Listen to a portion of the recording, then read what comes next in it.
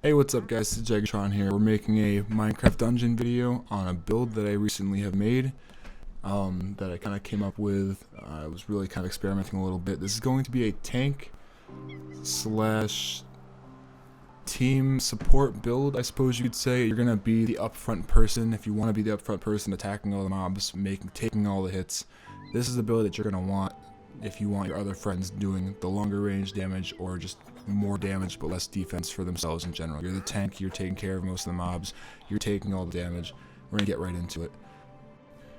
So here's what we start with. The main primary point of this whole entire build is gauntlets. I wanted to get the unique versions. I think there's 2 of them, but I just really couldn't find them. I didn't want to spend a whole lot of time for them.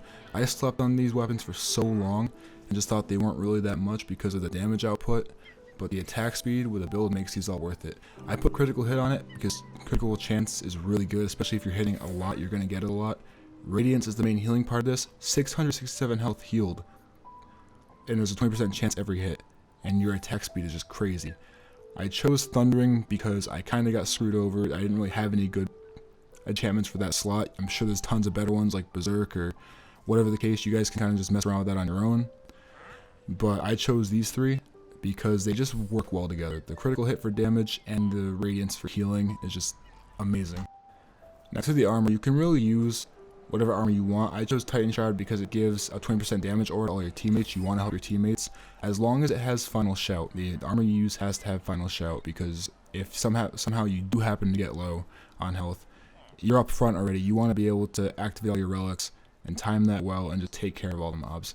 I put Thorns on it simply because I figured it was good if I was taking all the damage, I'd be dealing some back along with the damage I was receiving. But again, I got kind of screwed over on this, the enchantments on this one too. For the 3rd enchantment, I got Recycling because it only gave me the option of Recycling. I had no other options. There are tons of better enchantments that you can get than this. This is basically a useless enchantment that I don't think you really need for anything. That's basically all there is for that. The bow doesn't really matter too much. This isn't really focusing on the bow. You can basically use whatever bow you want. I use the red snake, and I think it works perfectly well.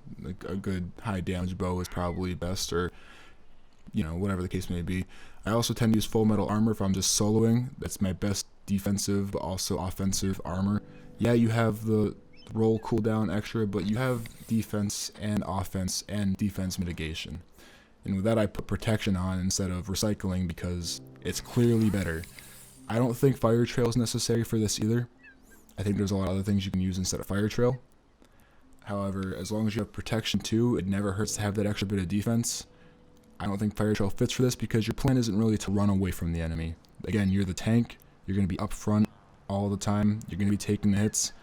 You don't have a lot of reason to back off and try to lead the mobs in the fire. It's basically entirely pointless. If it was just these 2 enchantments, then it's still fine, even if you don't have the 3rd slot. The spider armor is only there because I wanted to try out how good this would work with lifesteal. It actually works pretty well. Not as much as I like the other armors, but lifesteal helps, and it still has Final Shout and protection. I actually recently found a Highland Armor, and this armor is pretty good too. I actually love this one because not only does it have Final Shout and the defensive enchantment, but it has Snowball.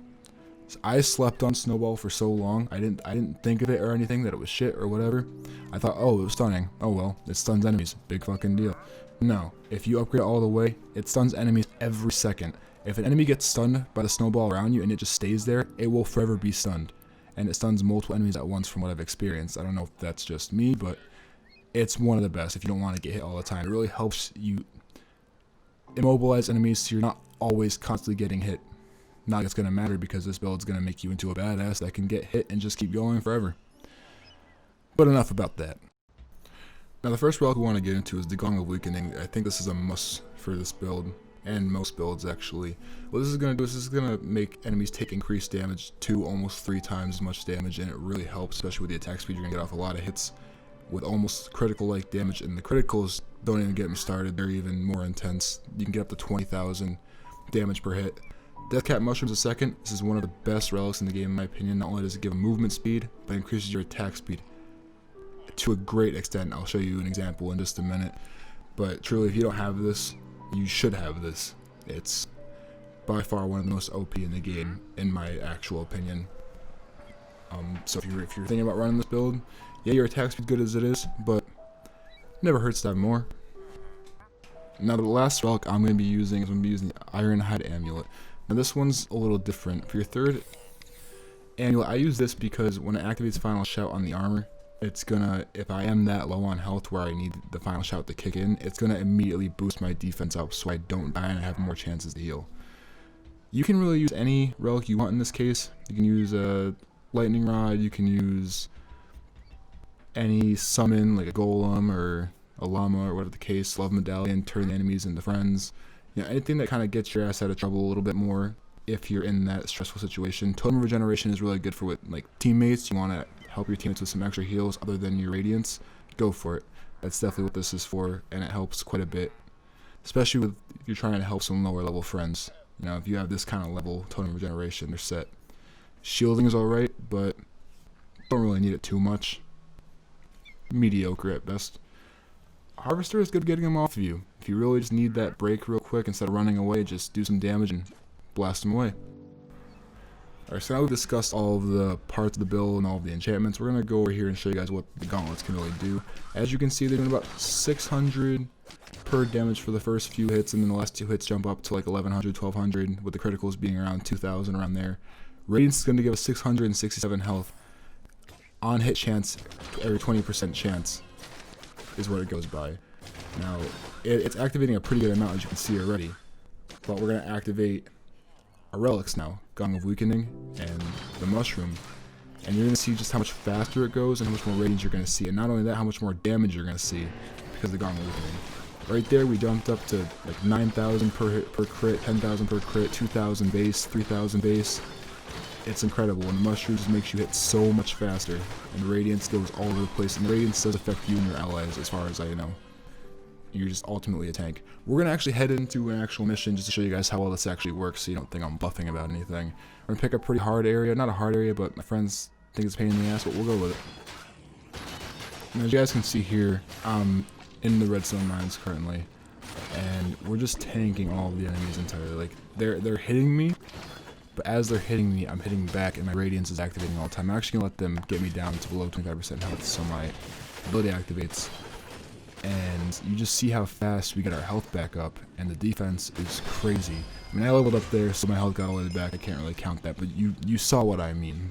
The amount of health you get back from Radiance is honestly incredible. It makes this build really come together. Now, you will find times you get attacked a lot, and Radiance just isn't working your way, and you'll start to get a little overwhelmed still. You'll see right here that I start taking a little more damage than I'd like. If that starts to happen, you just activate your mushroom ahead of time, and you just start dealing so much damage and healing so fast, and then I'm basically back to being good again. And it's all it really takes. You're constantly healing yourself over and over again. And it's not even bad damage-wise, even though Gauntlets have the worst damage at any item in the game, it's really good. We're actually going to go into a boss fight and show you how this build does well with bosses. Actually, I almost forgot to mention a good fact about the mushroom. At my level, it lasts 13.6 seconds, has a cooldown of 30 seconds. So 13 of those 30 seconds, it's already going through its cooldown.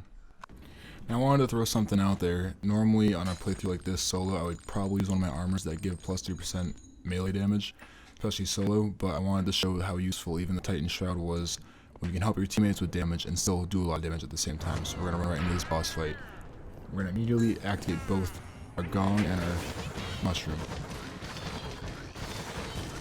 And as you can see, it just melts him entirely. Not even a problem.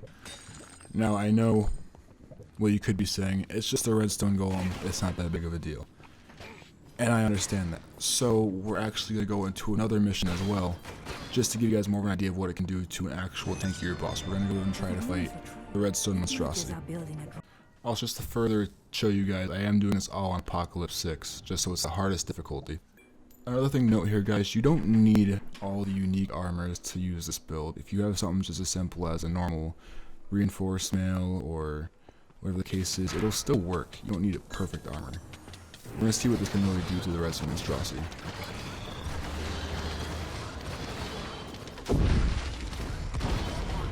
As you can tell, he's a tankier boss. He's not going down nearly as fast as the redstone golem did, but as you can see, none of the damage he's doing to me is really going to stay, and his minions are getting wiped out as soon as they get anywhere near me. And just like that, he's dead. He got one hit off, I believe, and that was basically it. So you can fully use this build a tank even some of the tankier bosses. I have yet to use it on video against the secret level monstrosity boss. I'm sure most of you know what I'm talking about. Just don't want to spoil anything for anyone who doesn't know. And that's believed to be the tankiest boss in the game. And I still was able to get him out in pretty much under 2 minutes. So it's definitely something that it helps all of your teammates a lot, but you're going to be able to help yourself just as much too. You're going to be able to solo a lot of things and not have to worry about dying really. Don't worry about backing off too much. You can stay right in the fray of things and still make it out okay.